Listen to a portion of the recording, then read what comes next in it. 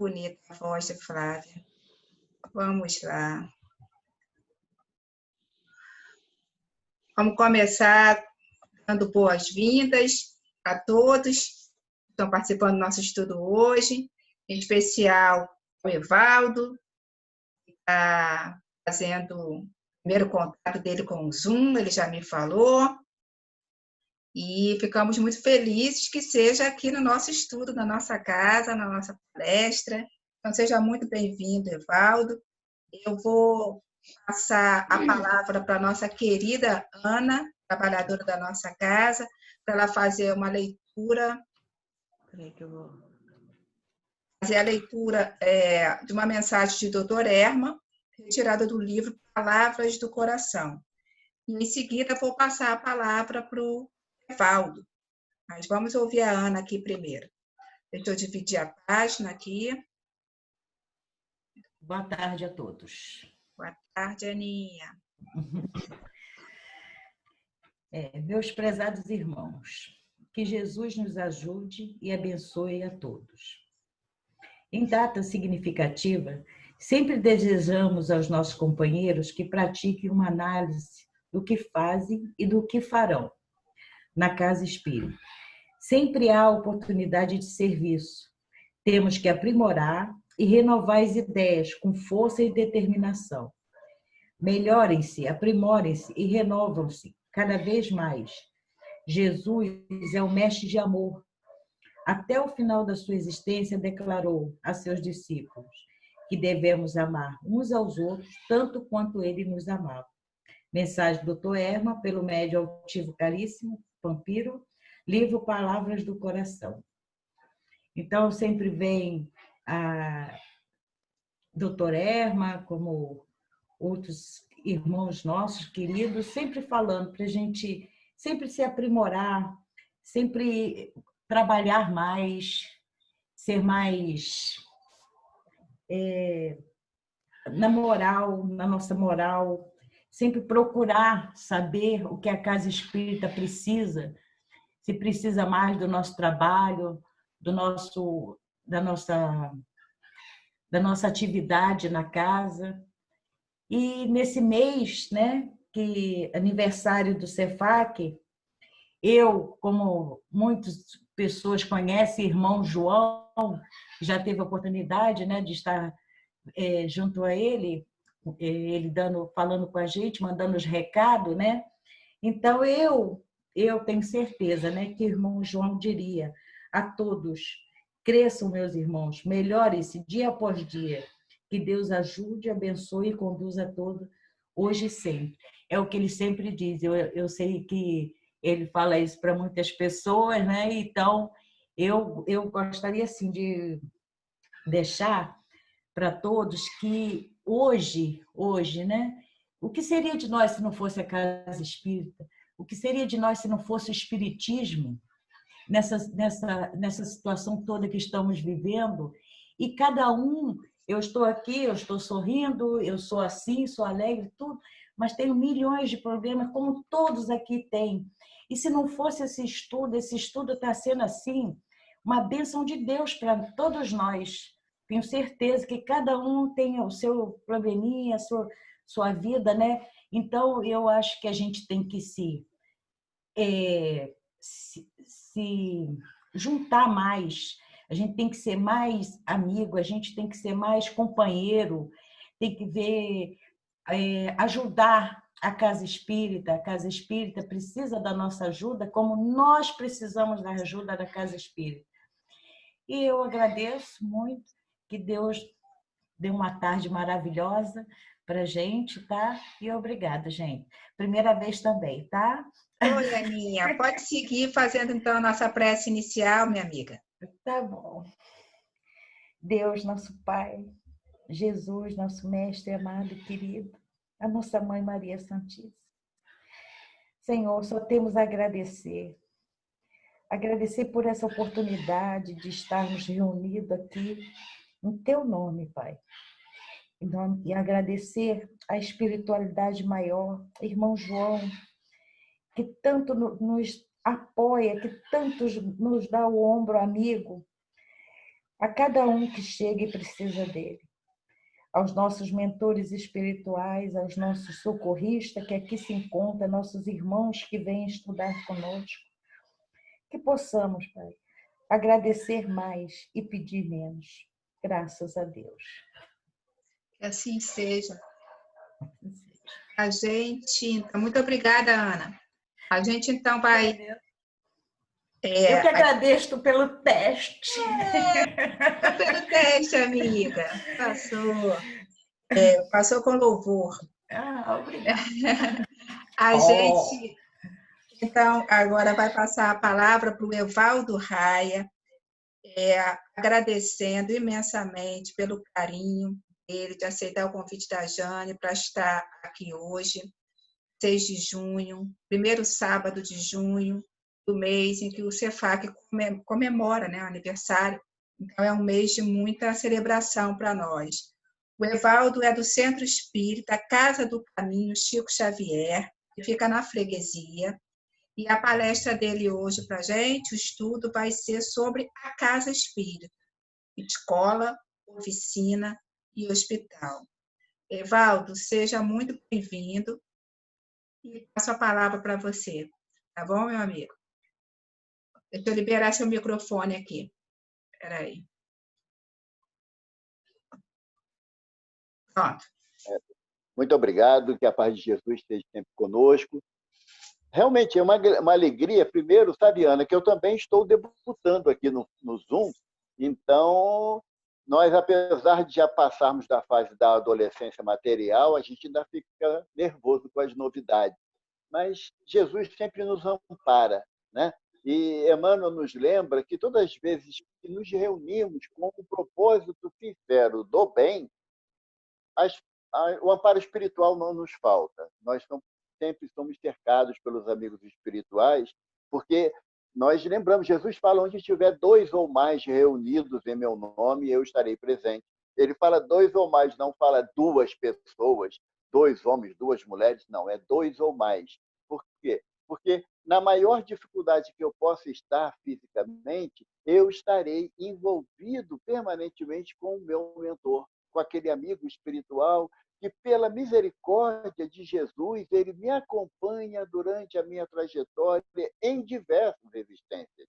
Então, eu e meu mentor já somos 2. E quando o propósito é sincero de trabalho no bem, mesmo com as nossas dificuldades, evidentemente a presença do Mestre se faz em nosso meio. Como a Ana lembrou, o nosso irmão João, ele sempre nos promove, sempre nos incentiva a um crescimento interior para que nós alcancemos gradativamente o entendimento acerca da mensagem do Divino Mestre Jesus. E também nós sabemos que, apesar das nossas imensas dificuldades, das nossas grandes dúvidas em relação às nossas atitudes, pela nossa fragilidade, nós temos o amparo das orientações. E eu costumo dizer sempre uma frase do nosso benfeitor Bezerra de Menezes, quando ele nos orienta em relação a um ditado popular que fala: e diga-me com quem andas, que eu direi quem tu és. Dr. Bezerra mudou essa frase.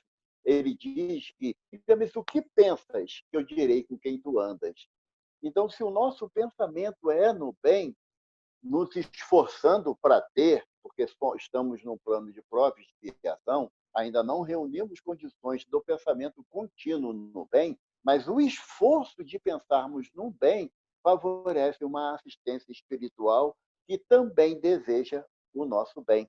Nesse sentido, eu lembro sempre da parte do livro Nosso Lar, quando o André Luiz, caminhando com Lívia, saindo do pavilhão hospitalar para participar pela primeira vez da prece do governador, ao final do dia, né, de trabalho, André Luiz se surpreende que a praça lotada de irmãos transitando, confabulando, e a percepção de André de que a visão, o semblante dos irmãos são um semblante calmo, plácidos.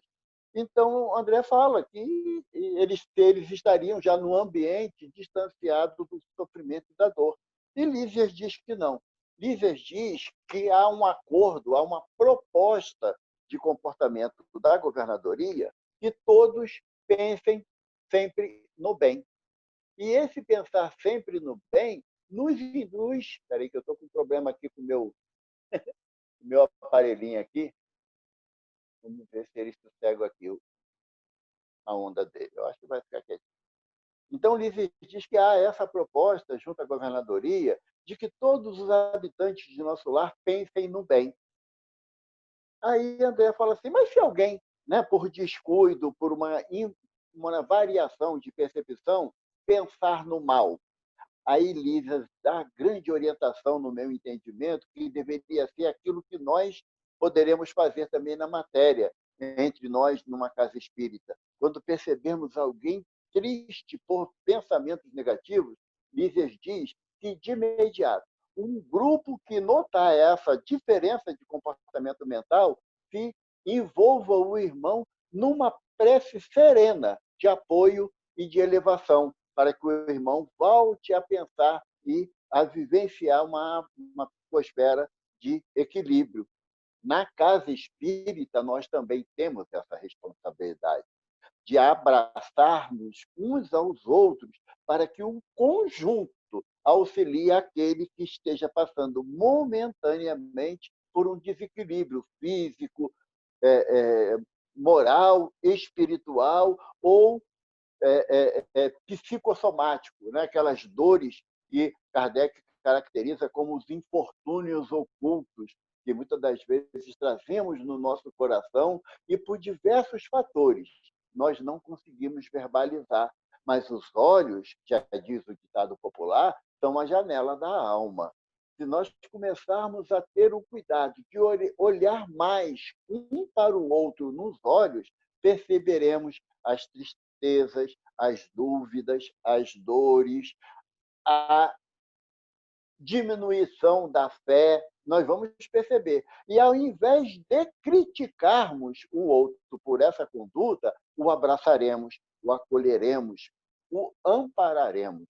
Porque a doutrina espírita, nos alerta o codificador, ela é o consolador prometido. E, na condição de consolador, nós temos que exercer essa proposta entre nós, a começar do nosso grupo familiar material, até chegarmos ao grupo familiar espiritual, que é a casa espírita. A proposta do tema A Casa Espírita, sempre atual em qualquer circunstância, ela se associa ao sentido de que nós temos que reconsiderar diariamente qual a nossa postura, qual a nossa tarefa junto à casa espírita. Eu só vou à casa espírita para ser beneficiado ou também reúno condições de algo de fazer por aquele que lá está, por aquele que eu vou encontrar.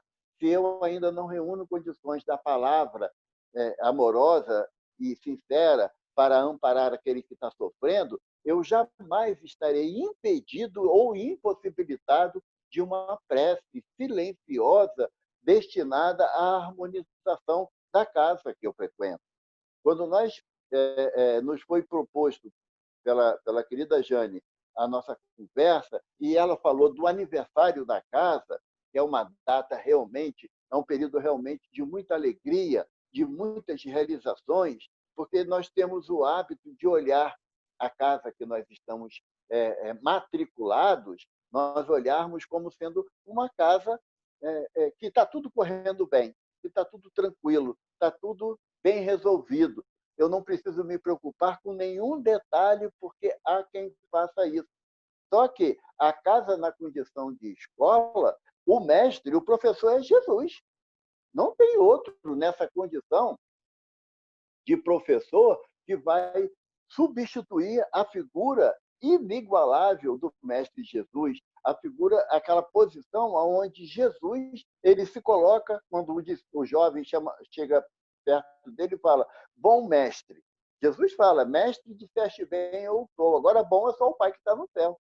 Então, na casa espírita, onde nossa escola ela se efetiva, porque escola? Todos nós passamos pela fase de adaptação no ambiente em que estamos matriculados.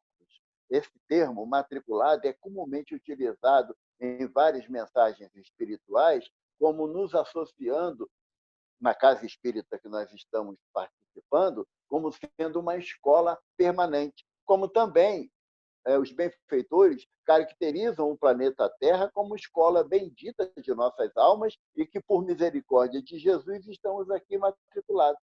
Não é a finalidade da nossa percepção de olhar a casa espírita como sendo algo além de mim, à parte de mim. Não. Eu sou frequentador dessa casa, então eu tenho que estar envolvido nas tarefas da casa. Evidentemente, há possibilidade, dependendo do volume de tarefas e de participantes da casa, há possibilidade de ter inúmeros irmãos envolvidos na tarefa que se propõe a realizar naquela parte. Mas não devemos nos colocar na condição de alheio, distante de qualquer oportunidade de colaboração.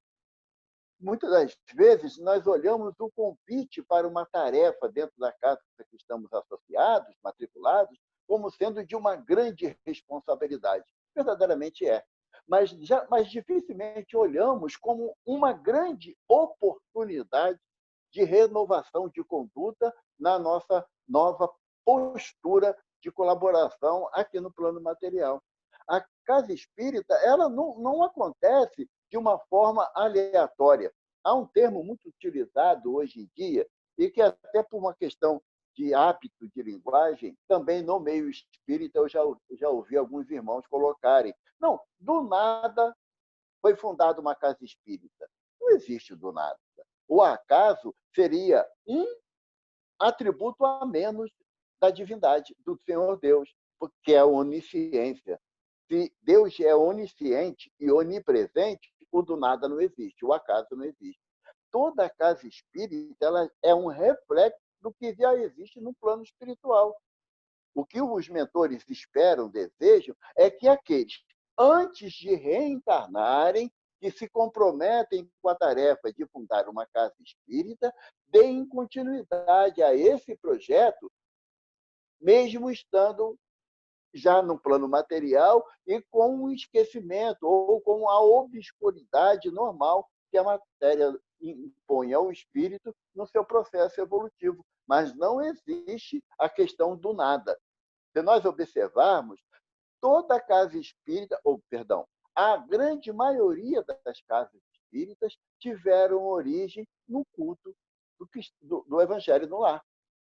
Era um grupo familiar, composto, às vezes, unicamente do pai e da mãe, que começaram a fazer o estudo periódico do Evangelho no lar, e aí começou a ser despertar o interesse de um parente, de um outro familiar, de um vizinho, e daqui a pouco a casa estava já num processo de que não havia condições de realizar-se ali, quando alguém surge a percepção de alguém: por que não fundamos uma casa espírita? Por que não fundamos um centro espírita? E daí começa a movimentação natural para que esse projeto, que aos nossos olhos é um projeto, é um sonho, é uma percepção física, ele comece a tomar vulto baseado no amparo espiritual. E não é novidade para nós essa atitude, porque se nós pegarmos o livro Jesus no Lar, de Neio Lúcio, eu sempre gosto de citar esse livro, porque eu acho ele de uma sublimidade em relação aos seus ensinos, de uma coisa que nos chega a nos comover, de tamanha profundidade ali que Jesus nos coloca em inúmeras possibilidades desse estudo. Né? Então, no livro Jesus no Lar, o que nós notamos?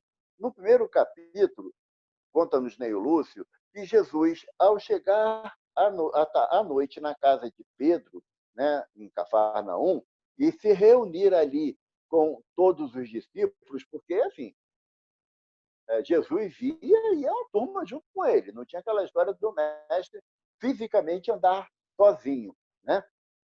Então, Jesus chegou na casa de Pedro e viu que as conversas eram variadas de assuntos do dia a dia, mas sem proveito, sem utilidade, sem orientação.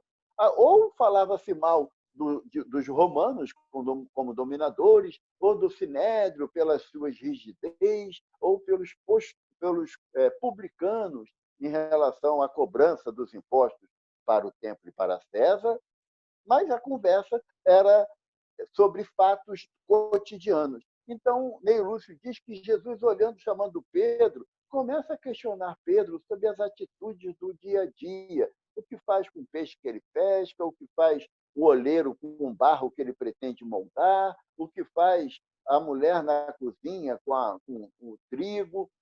E Jesus fala que devemos aproveitar todas as oportunidades do tempo para nos ilustrar acerca da nossa conduta em relação à vontade do Pai. Então ele diz, Pedro, utilizemos o tempo que nos dispomos para nos esclarecer, ao invés de apenas fazer comentários que muitas das vezes são indevidos das coisas do nosso dia a dia. Então, também o mestre buscou na casa simples de Pedro a reunião familiar do culto, do estudo do Evangelho da Boa Nova, com Pedro, seus familiares e os discípulos, dando origem ao estudo permanente das suas palavras no transcorrer dos séculos.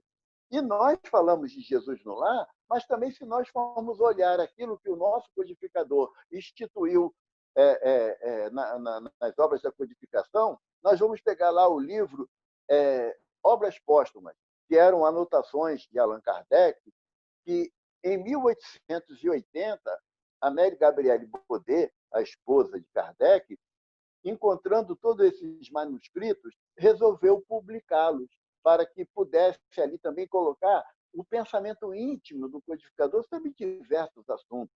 É uma obra que ainda não é muito bem explorada por nós no meio espírita, mas quando nós chegamos na segunda parte do livro Obras Póstumas, que o título é Projeto 1868, quer dizer, um ano antes do desencarne do codificador, ele vem falar sobre o estabelecimento central.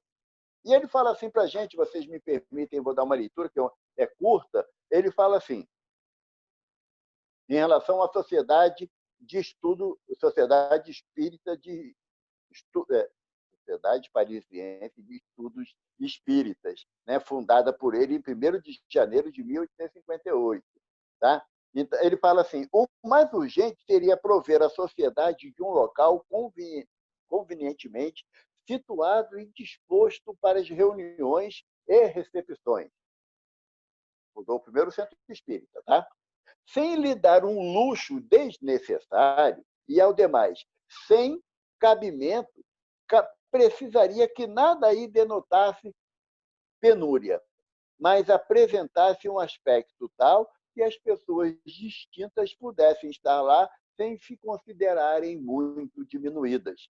Deveria possuir, olha só, Kardec que nos propõe, uma grande sala para sessões da sociedade e para as grandes reuniões, uma sala de recepção, um compartimento destinado a evocações íntimas, espécie de santuário, que não seria profanado por nenhuma ocupação estranha. Tudo isso disposto e preparado de maneira cômoda e condizente com a sua destinação.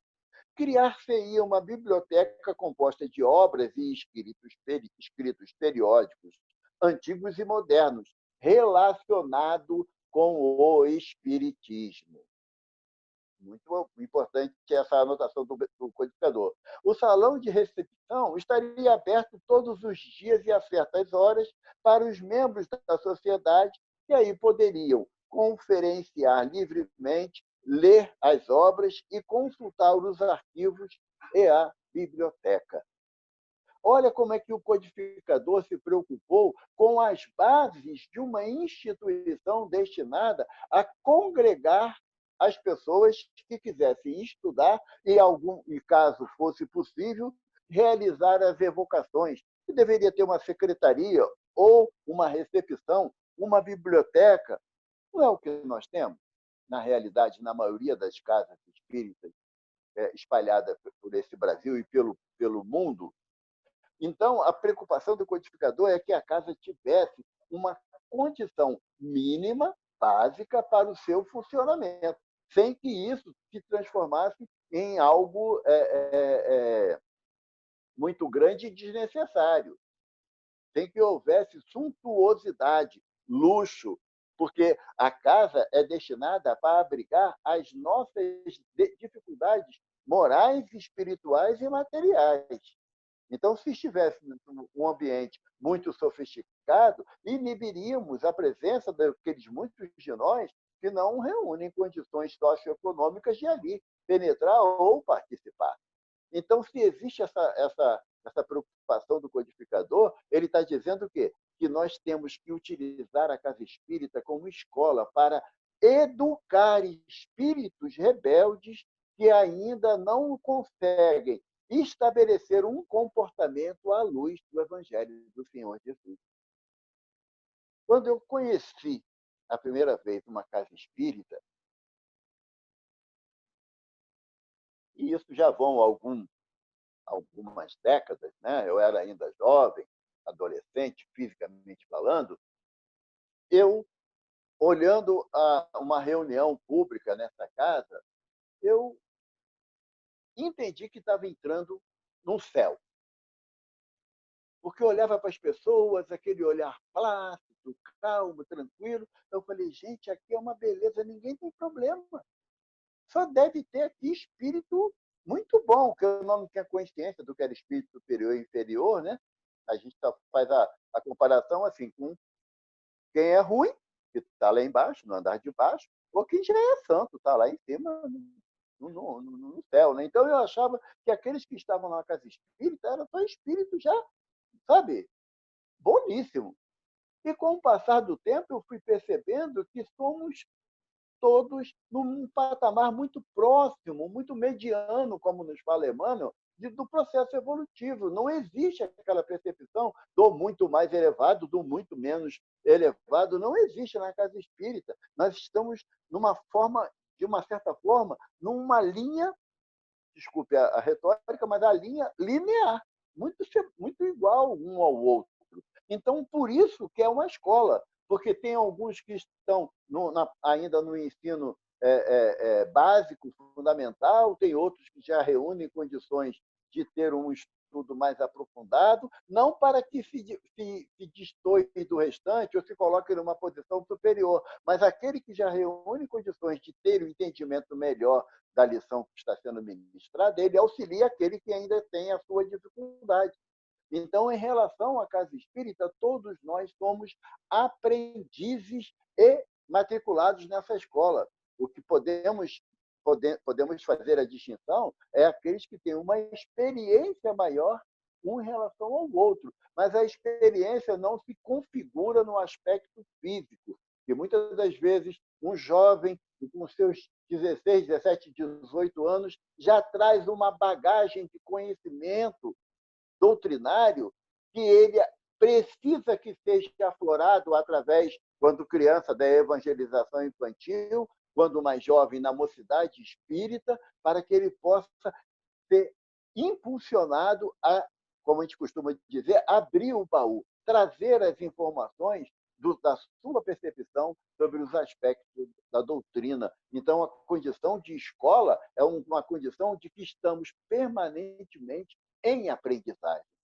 Nós temos a preocupação, quando vemos em alguns pensamentos, de que, colocando A, B ou C em destaque muito grande em relação ao conhecimento doutrinário, e se nós nos lembrarmos do início do Evangelho segundo o Espiritismo, quando Kardec vem nos trazer as percepções de Sócrates e Platão acerca da sua doutrina, Platão diz que Sócrates falava que quanto mais ele desenvolvia o entendimento acerca de determinado assunto, mais ele percebia a sua ignorância. Então, na casa espírita não tem. Eu sinto informar, mas eu preciso falar. Mas não tem ninguém melhor do que ninguém.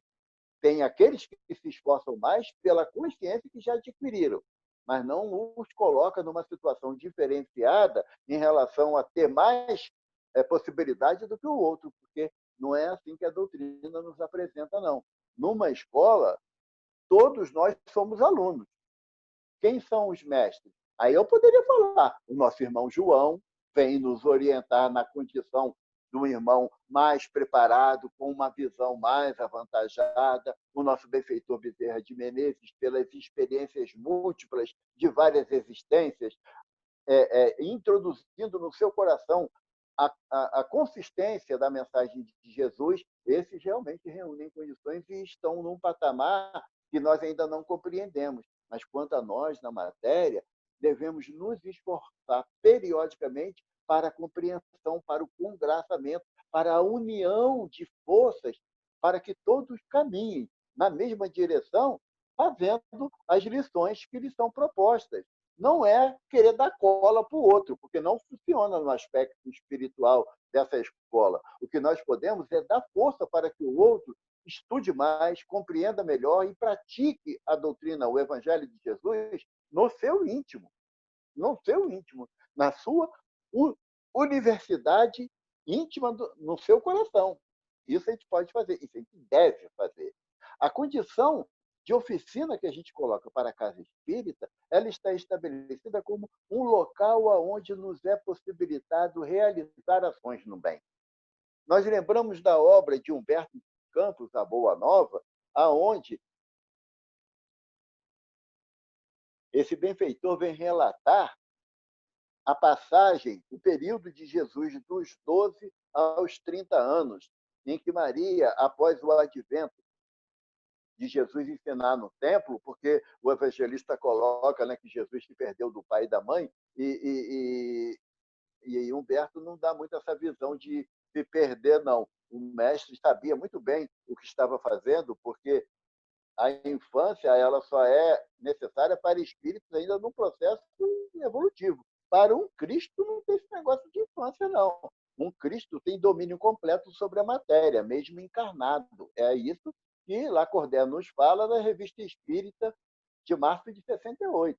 Então, Humberto relata que Maria foi até Cafarnaum conversar com o sacerdote da sinagoga, querendo matricular Jesus na sinagoga para que ele tivesse o desenvolvimento dele no estudo das leis de Deus.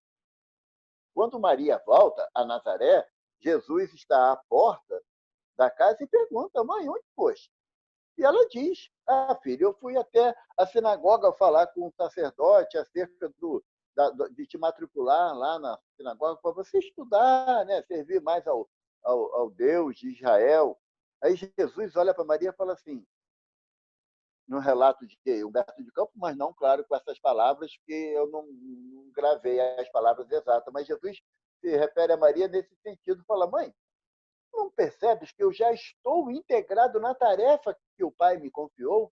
Nenhum outro lugar eu preciso para estudar que não seja a oficina de José, a carpintaria de José, para onde eu irei, associado a José, para tratar a madeira com a enxó e o serrote. E Humberto relata que era comum ouvir os cânticos maviosos do menino Jesus entoando os salmos de Davi. E Jesus utiliza a oficina, a carpintaria de José, como a sua oficina interior. Então, por isso que Emmanuel fala para a gente, na introdução do livro Caminho, Verdade e Vida, que para o mestre não há distinção entre a oficina e o templo. Então, se nós estamos envolvidos na tarefa na casa espírita, no templo espírita, devemos fazer dali a nossa oficina de trabalhar intimamente as nossas maiores necessidades, que são as nossas transformações íntimas. O senhor Allan Kardec coloca como postulado para o verdadeiro espírita é o quê? A transformação moral e o esforço em domar as suas más inclinações. E sabe de uma coisa, Adriana? Eu fiquei pensando, né, que Kardec coloca o esforço em domar as nossas más inclinações. Para domar, a gente doma uma fera, não é assim? A gente vai domar uma fera. Antigamente, graças a Deus não tem mais, né? Nos circos tinha a figura do domador de leões, que ficava lá com uma cadeirinha, um chicote, fazendo o leão pular de um lado para outro. Mas se o domador esquecesse a cadeirinha num lugar e o chicote em outro, o leão ia para cima dele com tudo que tinha direito, não era assim? E quando o codificador coloca a condição de domar as nossas más inclinações, ele nos diz que as nossas más inclinações ainda são feras indomáveis e que nós temos que estar constantemente com a cadeira da vigilância e o chicote da obediência para nos dominar, para nos domar, para que nós possamos introduzir gradativamente o conceito do Evangelho de Jesus em nossos corações. E aonde vamos fazer isso, senão numa oficina, aonde temos todo tipo de material para trabalhar e todas as ferramentas adequadas ao trabalho? Porque as ferramentas que a doutrina nos oferece é a fé, a perseverança, a esperança e a caridade. Nós só temos essas ferramentas na casa espírita? Não.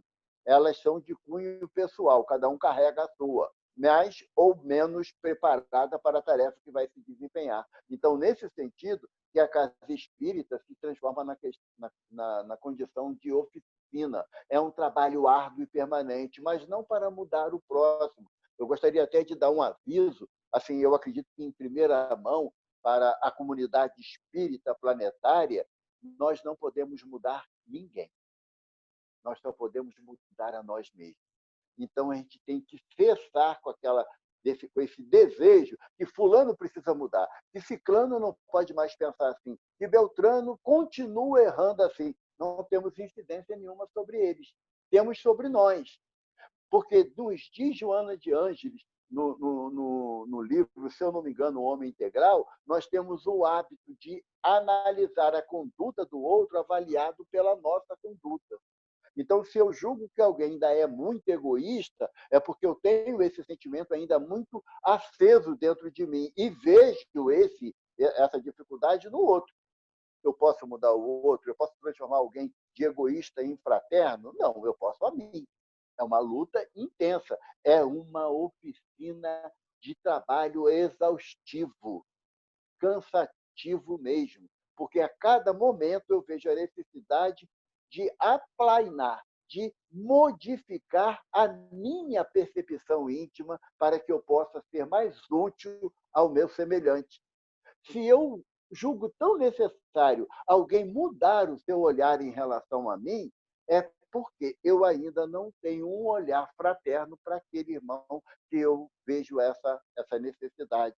A oficina que os mentores, os benfeitores nos apontam em relação à casa espírita é a oficina, gente, da marcenaria brava, onde pega aquela tora de madeira que vem cheio de caroço, cheio de nó, e a gente tem que deixar lisinha. Mas esse lisinha está feito às minhas transformações íntimas, às minhas mudanças interiores. Então, a oficina que a casa espírita representa é o trabalho contínuo no bem para o próximo. Para o próximo. A gente analisa e temos que buscar exemplos, né? Não só porque o ser Chico Xavier é o mentor da casa que nós estamos matriculados nesse momento, mas o Chico ele tinha a necessidade constante da luta interna. Ele tem uma frase que eu até falo com os amigos, que é uma frase que eu busco repetir cotidianamente, que Chico dizia: ao outro eu dou direito de ser como bem entende. Quanto a mim, eu exijo que seja melhor a cada dia. É uma oficina ou não é? É um trabalho exaustivo ou não é? Eu não tenho que me esforçar permanentemente para que eu controle esse sentimento ainda tão grande em mim de crítica, de apontar, de discordar. Se eu estou numa casa onde eu já aprendi que é uma escola, onde eu tenho que apreender as orientações que são dadas, eu também estou num lugar onde eu tenho que praticar essas orientações, que uma oficina não é assim. Primeiro, nós passamos a condição de estudar, de ter a parte teórica daquilo que nós precisamos quando determinamos participar de certas profissões. Né? A gente vai para a parte teórica, depois tem que ir para a prática. Se nós estamos na escola e a escola nos ensina constantemente o perdão e a compreensão, aonde eu vou praticar isso? Eu vou lá para Madureira, no meio de um grupo de pessoas que eu não conheço, para ter a minha oficina de trabalho? Não é não, gente. É dentro da minha casa, com os meus familiares, e dentro da casa espírita que eu estou matriculado. Porque André Luiz nos fala que quando o servidor está pronto, o serviço aparece. Então, o que é estar pronto? Estou aprendendo a lição já começou a fazer sentido para mim, então eu tenho que ir para a prática. E a prática, normalmente, não é fácil para espíritos ainda, um sentimento de rebeldia, como eu sou, em particular. Então, eu tenho que praticar muito aqueles ensinamentos que eu já estou conseguindo absorver, que me são dados na casa espírita que eu estou matriculado, seja através dos mentores que nos orientam, seja através das obras que fazem parte das obras complementares da codificação kardeciana. O estudo ele é necessário permanentemente, em todas as fases. Não foi essa a instrução que o Espírito Verdade dá ao senhor Allan Kardec? O primeiro mandamento qual é? Espíritas, gostei, deu até eco, todo mundo respondeu junto, né? Espíritas, amai-vos. E o segundo, instruí-vos. Porque quando a gente quer amar sem se instruir, a gente fica egoísta, porque é aquele amor dominador. E quando a gente se instrui, mas sem o sentimento de fraternidade que o amor nos oferece, nós viramos déspota, queremos impor a nossa vontade. Por isso que o Espírito de Verdade coloca esses dois ensinamentos, o amor em primeiro lugar e a instrução em segundo, que a nossa grande necessidade é desenvolver o amor. A instrução material, ela já nos é prática constante em centenas de encarnações. O que nós temos dificuldade ainda é desenvolver o sentimento de amorosidade. Porque quando a gente não consegue desenvolver o sentimento de amorosidade, no mínimo que nos é proposto, porque, relembrando mais uma frase, o Chico como bom mineiro, ele tinha muito hábito de colocar frases de efeito, né? E o Chico nos diz o quê? Nosso Senhor Jesus Cristo não nos pede para escalarmos o Everest. O Everest é o ponto mais alto do planeta, com 8.600 metros de altitude. Jesus não nos pede para escalar o Everest. Ele apenas nos pede que nos amemos uns aos outros. Que deveria ser fácil se nós estivéssemos aprendendo a lição na prática da oficina que a Casa Espírita nos oferece. Não deveria ser fácil? Nós já vimos, quem teve a oportunidade, ou quem tem a oportunidade de participar de reunião mediúnica, alguém já viu algum dialogador ou esclarecedor, o termo varia, discutir com o espírito, obrigar o espírito a mudar a sua conduta? Não cabe isso dentro de um conceito de escola e oficina que tem como base o Evangelho de Jesus. Então, se nós não tomamos essa atitude diante da manifestação de um irmão espiritual, por que eu vou tomar essa atitude em relação àquele companheiro que ainda não tem bem entronizado no seu coração os conceitos de escolaridade ou de intelectualidade que a doutrina nos oferece e o conceito também de participação na oficina que é a casa espírita que estamos associados. Então, quando a gente tem dificuldade de entender que a casa espírita é uma escola e uma oficina, aí a gente vai passar a compreender que ela também é um hospital. Por quê? Porque no hospital, ninguém que está pleno de saúde vai para o hospital, não é verdade? Todos nós procuramos a rede hospitalar, o médico, diante de uma dificuldade que estamos enfrentando e que os tratamentos convencionais não resolveram. E o que é a Casa Espírita para a gente, se não um hospital da alma? Aquele local onde a gente vai em busca do médico das almas, que é o Divino Mestre Jesus. E aí encontramos o médico dos pobres. Alguém sabe quem é o médico dos pobres? É isso mesmo. É Dr. Bezerra, Adolfo Bezerra de Menezes. ele é o médico dos pobres. Por que é médico de pobre? Não é o médico de quem não pode pagar, não, porque hoje ele não tem necessidade do valor financeiro para nada, não. É o médico dos pobres em espírito, como nos diz o codificador no Evangelho, segundo o Espiritismo, quando ele fala bem-aventurados os pobres de espírito. Então, por isso, o doutor Bezerra tem o codinome de médico dos pobres, porque ele vem suprir a nossa pobreza moral e espiritual. Ele vem cuidar das nossas fragilidades de saúde espiritual. O hospital que a Casa Espírita se transforma é para amenizar os nossos sofrimentos, é para diminuir as nossas dores, para que eu possa auxiliar aquele que ainda está sofrendo ao meu lado, ou diante de mim, ou na minha retaguarda, nos dois planos da vida. A Casa Espírita ela se coloca na condição de hospital porque é a proposta do Mestre Divino. Eu vim para os doentes, porque os sãos já pertencem ao Pai que está no céu.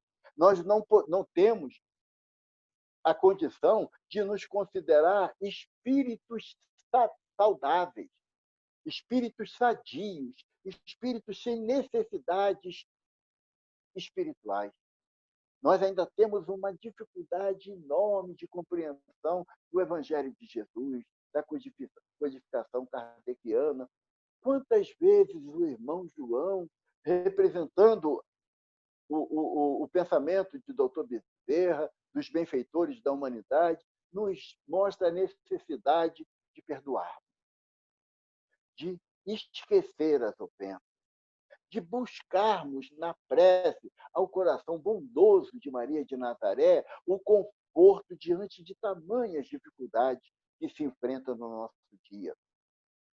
Imagine cada um de nós, hoje, dia 6 de junho de 2020, se fôssemos, de repente, destituídos do conhecimento da doutrina espírita e teríamos que enfrentar a situação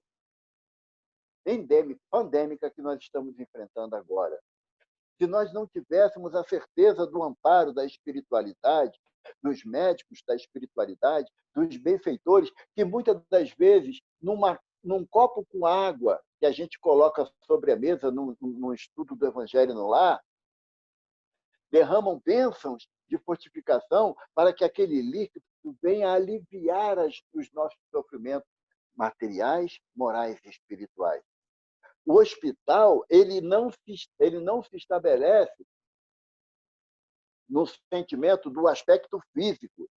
Esse momento que nós estamos vivenciando serve para fortalecer o movimento espírita, de nós entendermos que o centro espírita não é a casa de pedra, somos nós. Ele tem que estar dentro do meu coração. A casa, no meu caso, né, o centro espírita, a casa do Caminho Chico Xavier, tem que estar dentro do meu coração e não com paredes. As paredes, como diz o senhor Allan Kardec, ela tem a finalidade de congregar pessoas. Agora, o sentimento que tem que estar bem mais forte dentro de mim é o meu sentimento de irmandade com aqueles com quem participo a semana toda dentro da casa que eu estou associado. O momento, se nós encararmos a Casa Espírita como um hospital de almas, nós sabemos que espiritualmente somos levados para esse hospital, para o nosso tratamento. Em nosso lar, André Luiz nos fala do parque hospitalar, que é composto por inúmeros prédios. O nosso benfeitor Eurípides Bassanufo nos fala, através do Manuel Filomeno de Miranda, pela mediunidade abençoada de Divaldo Pereira Franco, do Hospital Esperança. A dona Ivone do Amaral Pereira nos fala do Hospital dos Servos de Maria. Então, a Casa Espírita representa um hospital no nosso sentimento de buscar a saúde moral e espiritual para nós espíritos. Então, quando a condição de hospital que a Casa Espírita se estabelece, ela não está associada à permanência cotidiana lá. Eu achei interessante uma mensagem, uma vez que recebemos, onde o irmão fala que há casas que fazem a cirurgia espiritual sem corte, né? E sabemos que é necessário esse trabalho por dedicação do plano espiritual, normalmente, né, através do Dr. Herman, que é um coração bondoso que constantemente nos ampara nas nossas dificuldades físicas, né?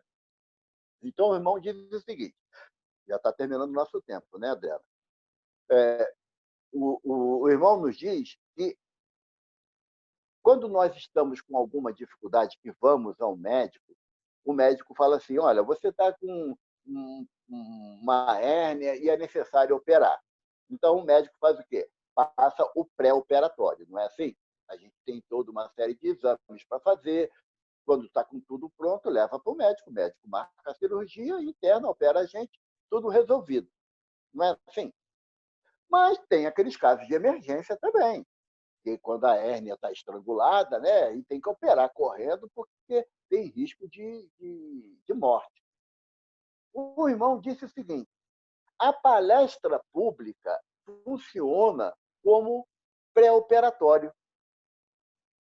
Quando eu vou à palestra pública, eu estou fazendo o pré-operatório que o irmão se referiu. Eu estou fazendo um raio-x, um eletro, exame de sangue, vendo que está tudo normalizado ali, para que no momento do passe seja feita a cirurgia.